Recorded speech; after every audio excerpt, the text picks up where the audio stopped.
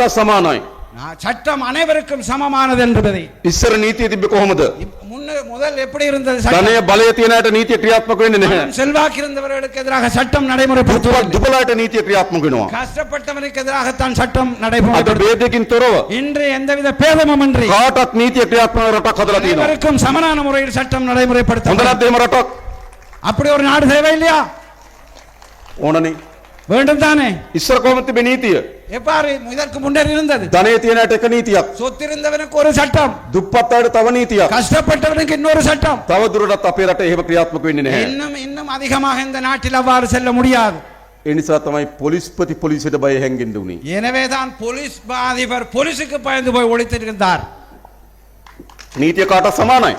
இதுதான் சட்டம் அனைவருக்கும் சமம் என்பது. මන්දක අල්ලස් කොමිසමෙන් நான் கண்டேன் ஊழல் திணைக்க ஆணைக்குழுவில் හිටපු ජනාධිපති සිතාසියවල තියෙනවා. முன்னாள் ஜனாதிபதி ஒருவர் நோட்டீஸ் அனுப்பி இருக்கின்றார்.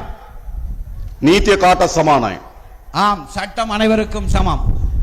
අපි ඉන්දියානු රජයත් එක්ක සාකච්ඡා කරලා තියෙනවා. நாம் இந்திய அரசுடன் பேச்சுவார்த்தை நடத்தி கொண்டிருக்கின்றோம். යලි රාමේශ්වරම් වලට அதே போல் மீண்டும் ராமேஸ்வரத்தை நோக்கி ෆෙරි සර්විස් එක පටන් ගන්න අපි ඉක්මනින්ම කටයුතු போட் කරනවා. சேவையை தாங்கள் செய்வதற்கு நாங்கள் ஆரம்பிப்பதற்கு பேசிக் ඒ கொண்டிருக்கிறோம். පිළිබඳව දැනටමත් අපි සාකච්ඡා සිදු කරමින් තිබෙනවා. அதை நாங்கள் தற்போது வரைக்கும் பேசிக் ඒ கொண்டிருக்கிறோம். වගේම අපි දන්නවා මේ මන්නාරම அதே போன்று எங்களுக்கு தெரியும் இந்த மன்னாரிலே විශාල සුළං වලින් විදුලි නිෂ්පාදනය කරන්න පුළුවන් තැනක්. மிக பிரமாண்டமான காற்றாலை மின்சாரத்தை உற்பத்தி செய்கின்ற ஒரு பிரதேசம். පෞගේ කාලේ ஆனால் கடந்த காலத்திலே ජනතාවගේ හඬට ඇහුම්කන් නොදී மக்களுடைய கருத்துக்களுக்கு செவிமடுக்காமல் පරිසර විනාශයන් සිදු වන ආකාරයට சுற்றாடல் பாதிப்புகளை ஏற்படுத்தும் விதத்தில் එම ව්‍යාපෘති වලට එකගතාව පළ කරලා තියෙනවා. அதற்கான அந்த திட்டத்தை அவர்கள் நடைமுறைப்படுத்தினார்கள். දැනට අපි ඒවා සියල්ල తాවකාලිකව නතර කරලා அவை තිබෙනවා. அனைத்தையும் நாம் தற்காலிகமாக நிறுத்தி இருக்கின்றோம். නමුත් මේ සම්පතෙන් ප්‍රයෝජන ගන්න இருந்தாலும் இந்த வளத்தில் இருந்து நாம் பிரயோஜனம் அடைவதற்கு ඔබගේ අදහස් විමසමින් உங்களுடைய கருத்துக்களை கேட்டு පාරිසරික හානිය අවම වෙන පරිදි சுற்றாடலுடைய பாதிப்பை குறைத்து ජනතාවගේ ජීවිත වලට හානියක් නොවන ආකාරයට மக்கள் வாழ்க்கைக்கு எந்தவித பாதிப்பும் ஏற்படாத வகையில் වැඩ කරන්න අපි ලෑස්ති. வேலை செய்வதற்கு நாம் தயாராக ඒක තමයි ආණ්ඩුවක් කියන්නේ. அதுதான்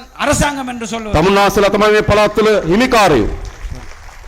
තමුන්නාසලා තමයි මේ පළාත් වල ජීවත් වෙන්නේ. நீங்கள் தான் இந்த பிரதேசத்தில் வாழ்கின்றீர்கள். එනිසා මේ පළාත් වල ප්‍රශ්න ගන්න ඕගොල්ලෝ. இந்த பிரதேசத்தினுடைய பிரச்சனைகள் அறிந்தவர்கள் நீங்கள். එනිසා පරිසර හානියක් සිදු කරන எனவே சூழலுக்கு பாதிப்பை ஏற்படுத்துகின்ற විනාශකාරී ව්‍යාපෘති වලට ඉඩ දෙන්නේ නැහැ. உண்மையான பாதிப்புகள் திட்டங்களை நாம் செய்ய සෑම ව්‍යාපෘතියක්ම ஒவ்வொரு திட்டமும் ජනතාවගේ එකඟතාවයෙන් மக்களுடைய ஒப்புதலுடன் අවම පරිසර හානියෙන් குறைந்த சூழல் பாதிப்போடு සිදු කරන්න තමයි අපි බලාපොරොත්තු වෙන්නේ. செயற்படுத்துவதற்கு எதிர்பார்க்கின்றோம். තමුන්නාසලා දන්නවා உங்களுக்கு தெரியும் මේ මන්නාරම සහ පුත්තලම යා කරන පාර இந்த புத்தளம் மன்னாருக்கு இடையிலான இந்த பாதை දීර්ඝ කාලයක් තිස්සේ වහලා තිබෙනවා. மிக நீண்ட காலமாக மூடப்பட்டிருக்கின்றது. පාර විවෘත වුණොත් அந்த பாதையை திறப்பதற்கு පුත්තලමට යන කිලෝමීටර් 90ක් විතර අඩු වෙනවා. புத்தளத்துக்கு செல்வது 98 මේ கிலோமீட்டர் පාරිසරික ප්‍රශ්න කීපයක් තිබෙනවා. அந்த பாதை சம்பந்தமா சில பிரச்சனைகள் අපි ඒ පිළිවන් සාකච්ඡා කරලා அந்த பாதை தொடர்பில் நாம் பேசி දැන්ට ඉදිකරන්න යෝජනා කළ ඉදි කරමින් තිබෙන පාරට இப்பொழுது அதை செயற்படுத்திக் கொண்டிருக்கிற அந்த வேலை திட்டத்தினை විකල්ප යෝජනාවන් සහිතව இதற்கு மாற்று வழியுடன் கூடிய ஒரு பாதையை නව ආකාරයෙන් புதிய வடிவிலே මේ මන්නාරම සහ පුත්තලම යා කරන්න අපි බලාපොරොත්තු இந்த වෙනවා. புத்தளம் மன்னார் பாதை இணைப்பதற்கு நாம் ஏற்பாடு செய்வோம். ජනතාවට පහසුකම් සැලසීම ආණ්ඩුවක වගකීම. அரசாங்கத்து மக்களுக்கு வசதிகளை செய்து கொடுப்பது அரசாங்கின் பொறுப்பு. ජනතාව පීඩාවට පත් කරන්න, மக்களை கஷ்டத்துக்கு உட்படுத்தவோ ජනතාව ගැටලු ගැට ගන්න மக்களுடைய பிரச்சனைகளை முடிச்சு போடுவது එහෙම ආණ්ඩු තිබිලා වැඩක් නැහැ. அவ்வாறான அரசாங்கம் இருந்து வேலை ඒ இல்லை. නිසා ආණ්ඩුවක් හදලා තියෙනවා. எனவே தான் நாம் இம்முறை ஒரு அரசாங்க මේ அமைச்சர் රටේ ජනතාවට අහුම්කම් දෙන ආණ්ඩුවක්. மக்களுடைய கேள்விகளுக்கு செவி ජනතාව වෙනුවෙන් වැඩ කරන ආණ්ඩුවක්. மக்களுடைய தேவையை நிறைவு செய்கின்ற අන්නේ ආණ්ඩුව තමයි அந்த அரசுதான் මේ රටේ ජනතාව එකතු වෙලා හැදුවේ. இந்த மக்கள் அனைவரும் ஒன்றிணைந்து உருவாக்கியது. විශේෂයෙන්ම අපි දන්නවා விசேடமாக உங்களுக்கு මේක தெரியும் අවුරුදු දෙකමාරකට තුනකට කලින් 1.5 2 3 வருடங்களுக்கு முன்னர் අපේ රටේ ආර්ථිකය මුළුමනින්ම කඩා වැට්ටුවා. எமது பொருளாதாரம் முற்றுமுழுதாக මේ உடைந்தது. මන්නාරමෙත් இந்த மன்னார் மாவட்டத்திலே ඒ ආණ්ඩුව හිටපු ඇමතිවරු හිටියා. கிட்டத்தட்ட கடந்த கால அமைச்சர்கள் இருந்தார்கள், රාජ්‍ය ඇමතිවරු හිටියා. ராஜாங்க அமைச்சர்கள் இருந்தார்கள், ජනාධිපතිවරු, ஜனாதிபதிகள், අගමැතිවරු, பிரதமர்கள், ඇමතිවරු, அமைச்சர்கள், රාජ්‍ය ඇමතිවරු, ராஜாங்க அமைச்சர்கள், മന്ത്രിවරු பாராளுமன்ற உறுப்பினர்கள் මේ ඔක්කොම එකතු වෙලා මොකද්ද කරේ අපේ රට? இவர்கள் அனைவரும் ஒன்று சேர்ந்து என்ன செய்தார்கள்? අපේ රට කඩා වැට්ටුවා. எமது நாட்டை நாசமாக்கினார்கள். තෙල් ගේන්න බැරි රටක්.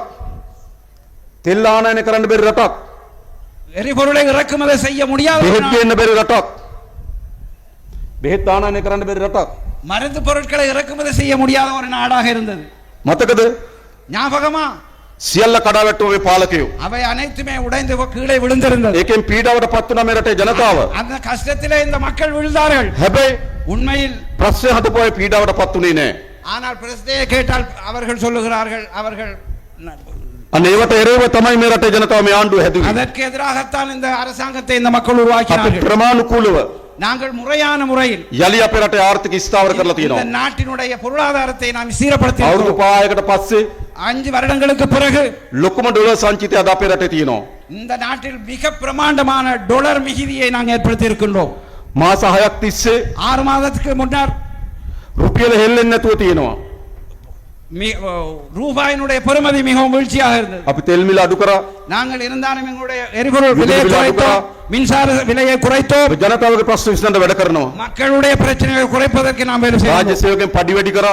அதே போன்று அரசாங்க உத்தியோகத்தருடைய சம்பளத்தை உயர்த்தினோம், අස්වැසුම දීමනාව වැඩි කරා. அஸ்வசம கொடுப்பனவை உயர்த்தினோம். ඒ විතරක් නෙවෙයි. அது மாத்திரமல்ல, අලුතෙන් අස්වැසුමට புதிதாக அஸ்வசமைக்காக ජූනි මාසේ ஜூனி மாசத்திலிருந்து අලුතෙන් පවුල් ලක්ෂ 4කට ලබා දෙන්න අපි කටයුතු කරනවා. புதிதாக 4 லட்சம் குடும்பங்களை சேர்ப்பதற்கு இருக்கின்றோம். ජනතාව බලා ගන්න ඕන.